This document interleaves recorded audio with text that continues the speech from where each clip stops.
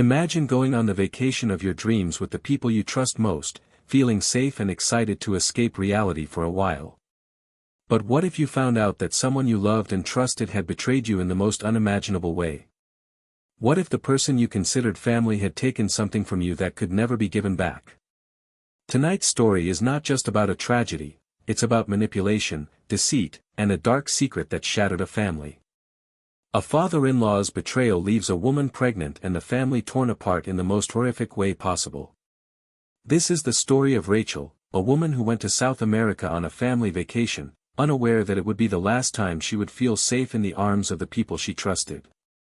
Tonight, we delve into the unimaginable betrayal that led to a tragic end, a family destroyed by the actions of the very man they once held dear. Rachel Williams was a 28-year-old woman from suburban California. She had been married to Mark for 3 years, a relationship built on love, trust, and shared dreams of adventure.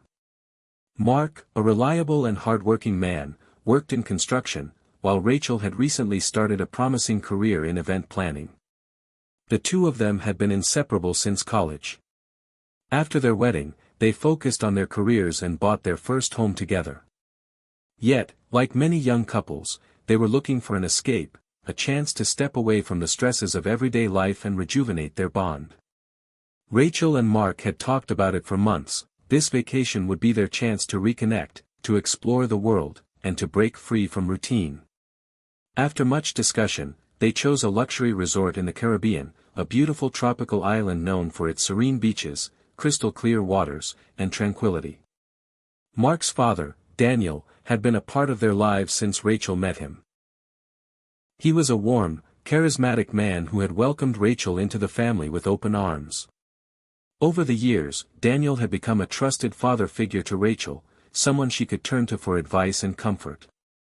So, when Daniel suggested joining them for the vacation, they didn't hesitate. They thought it would be the perfect bonding experience, a getaway to celebrate family and life's good moments. The Williams family arrived at the resort on a sunny afternoon, their excitement palpable as they checked in and toured the beautiful grounds. It all seemed perfect, the warm breeze, the clear skies, and the joy of having Daniel there. But beneath the surface, dark currents began to stir. It was during those first few days that Rachel started to notice something unsettling, something that she would later wish she had seen sooner. Rachel had always felt close to Daniel, a bond formed over years of shared holidays and memories. But during their stay in the Caribbean, something was different. Daniel, once the life of the party, started showing signs of possessiveness toward Rachel.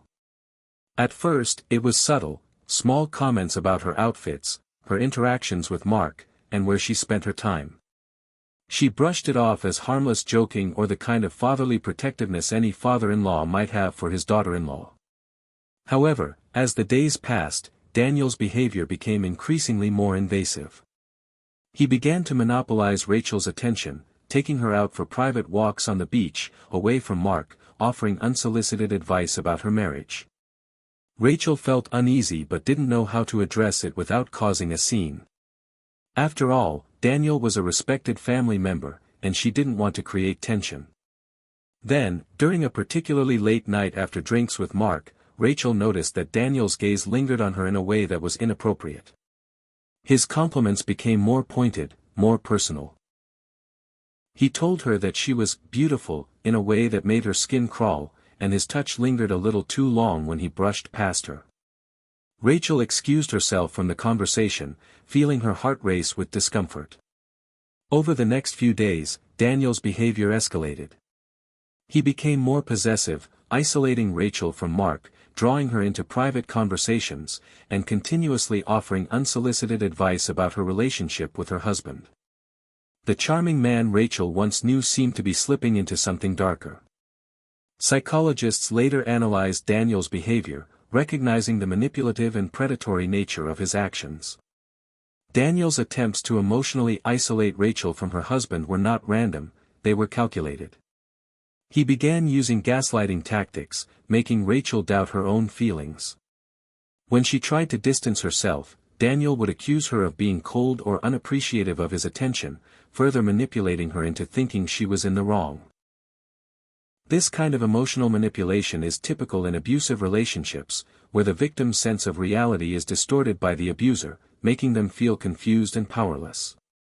Rachel, who had always trusted Daniel as a father figure, found herself torn between loyalty to her husband and the increasingly uncomfortable relationship she had with Daniel. But Rachel could not have known just how far this manipulation would go, nor could she have predicted the consequences. Rachel's growing unease was intensified by Daniel's increasingly aggressive behavior.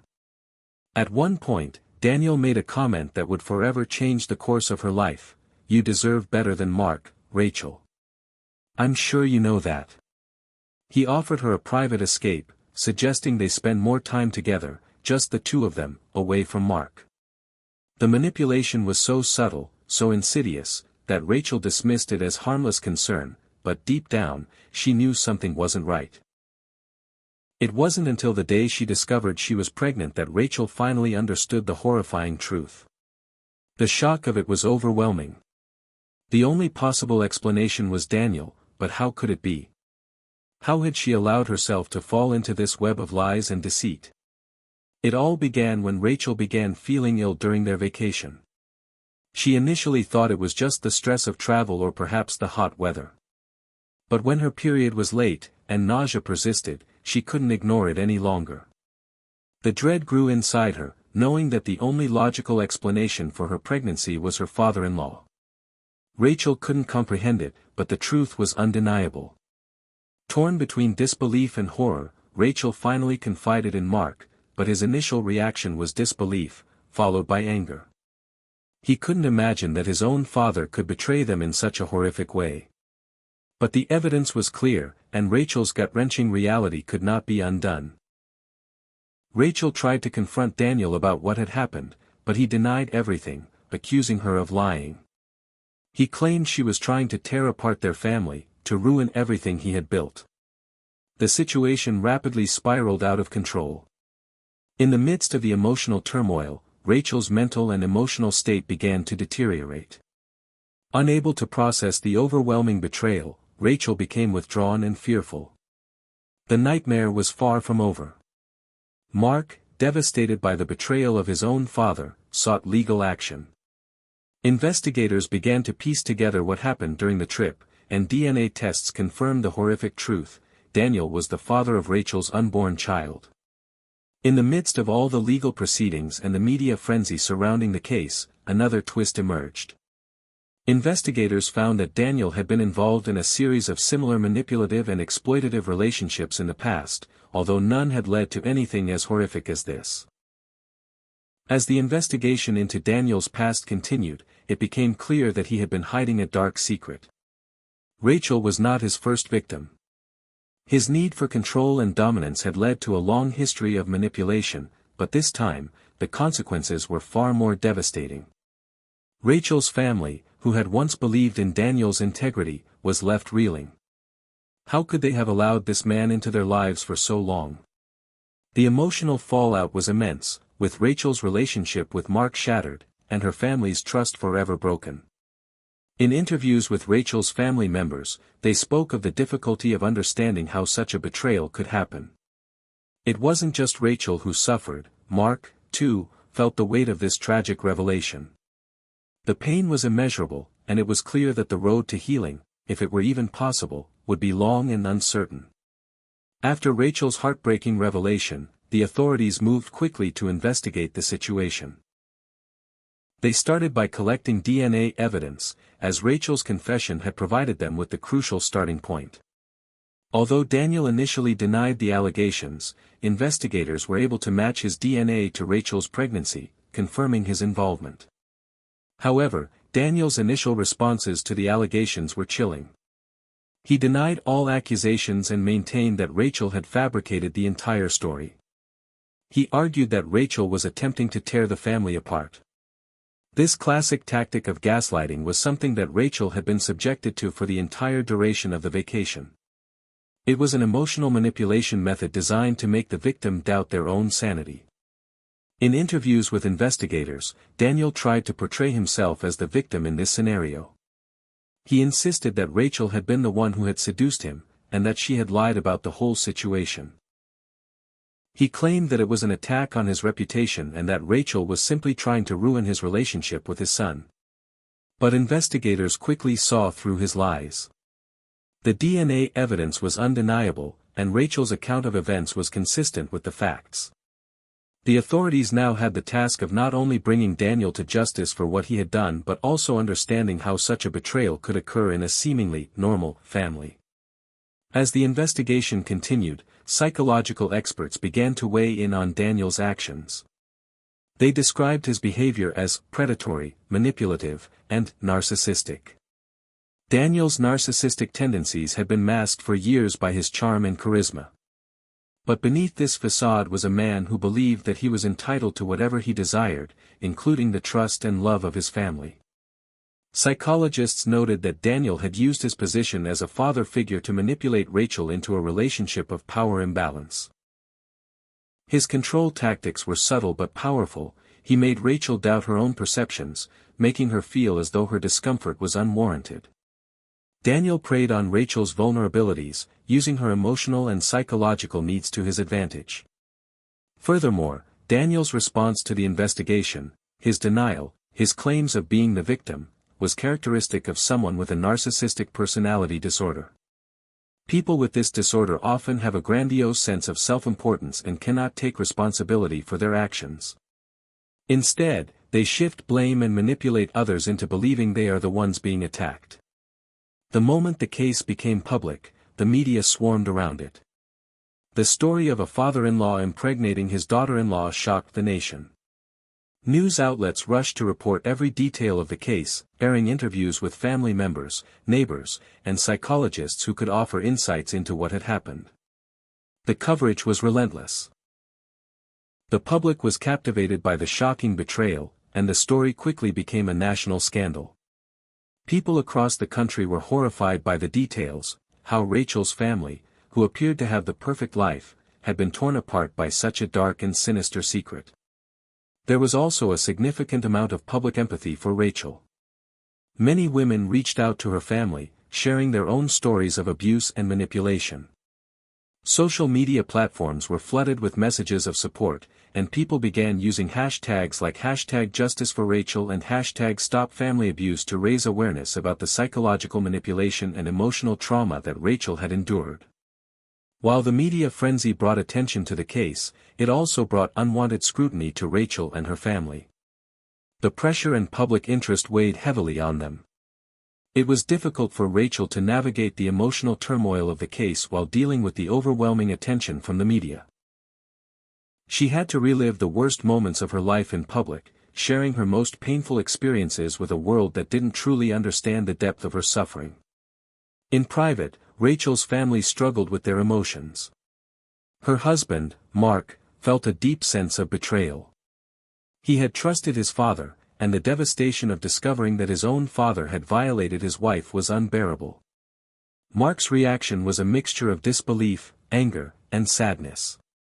He had always looked up to his father, but now he was forced to grapple with the fact that Daniel had been living a double life, using his charm and manipulative tactics to deceive everyone around him. Rachel's parents were equally devastated. They had always thought of Daniel as a trusted family member. How could they have missed the signs of manipulation? They had welcomed him into their lives, believing he had good intentions. The realization that he had been using Rachel as a pawn in his sick game was a painful blow. They were left questioning their own judgment and their role in allowing Daniel to infiltrate their lives. The emotional toll of the case was staggering for everyone involved, and the family dynamic would never be the same. As the investigation progressed, Rachel found herself facing not only the trauma of her father-in-law's actions but also the emotional aftermath of the public exposure. While she had the support of her family and loved ones, the emotional scars were deep. She was forced to relive the horror of the vacation every time she spoke about it, and the memories of her interactions with Daniel haunted her. Psychologically, Rachel began to show signs of PTSD, nightmares, flashbacks, and feelings of constant fear. The realization that she had been manipulated by someone she had trusted so deeply shattered her sense of safety. She had been violated in a way that was both physical and emotional, and the healing process would be long and painful. In addition to the trauma of the sexual assault, Rachel also struggled with feelings of guilt and self-blame. She had trusted Daniel, and now she was left questioning her own judgment. But psychological experts emphasize that Rachel was not to blame for what happened. Daniel had used psychological manipulation to groom her, taking advantage of her trust and emotional vulnerability. Despite the overwhelming emotional burden, Rachel showed incredible strength. She participated in counseling and support groups for victims of sexual abuse, seeking to reclaim her life and rebuild her sense of self. Slowly, she began to regain control of her life, but the journey was far from easy. The trial of Daniel Williams began several months after his arrest, and it was one of the most highly anticipated legal proceedings in the country. The courtroom was packed with media personnel, family members, and advocates for victims of abuse. Rachel's testimony was a pivotal moment in the trial, as she bravely spoke about the horrors she had experienced and the emotional manipulation that had led to the devastating consequences. Daniel's defense tried to argue that Rachel had fabricated the entire story, claiming that she was emotionally unstable and seeking attention. But the evidence against him was undeniable. DNA testing confirmed his involvement, and witnesses corroborated Rachel's account of events. Throughout the trial, Daniel remained cold and unrepentant. His defense tried to paint him as a victim of a smear campaign, but his behavior in the courtroom only reinforced his true nature. He showed no remorse for his actions, further solidifying the belief that he was a manipulator who would stop at nothing to achieve his goals. Ultimately, Daniel was found guilty of multiple charges, including sexual assault, emotional abuse, and manipulation. The sentencing phase of the trial was emotional, as Rachel's family and supporters expressed their relief that justice had been served, even though it could never undo the pain they had endured.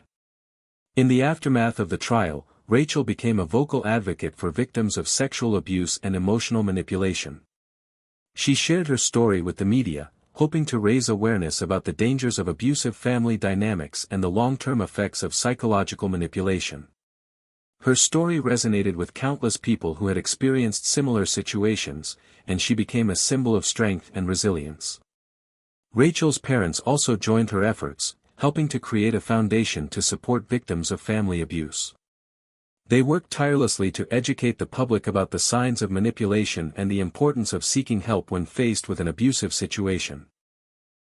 Through her advocacy, Rachel hoped to ensure that no one else would have to experience the kind of betrayal and trauma she had endured. Though justice had been served, the process of healing for Rachel and her family was ongoing. It would take years for them to fully recover from the emotional and psychological impact of what had happened.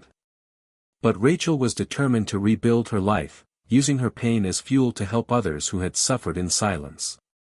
The case of Rachel Williams is a tragic reminder of the power of manipulation and the importance of trusting our instincts and seeking help when faced with abusive behavior. It's also a testament to the strength of survivors and the importance of speaking out.